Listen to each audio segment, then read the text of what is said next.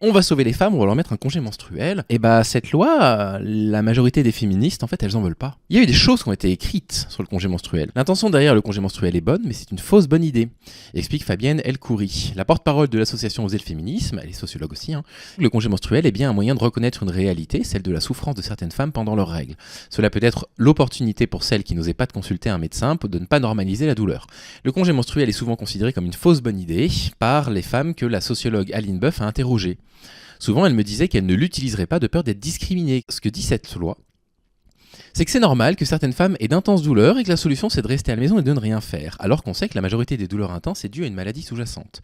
Oser le féminisme craint que les efforts de recherche médicale sur les douleurs liées aux règles ne soient pas encouragés. Cela peut augmenter le risque de discrimination à l'embauche. Quand on a une réflexion juste purement matérialiste, qui est à la tête des entreprises majoritairement en France, disent bah ouais, moi je vais pas prendre une femme, parce que pendant 3 jours elle sera pas au boulot par rapport à un homme. Est-ce qu'on a besoin de ça ? A priori, les femmes sont plutôt en défaveur.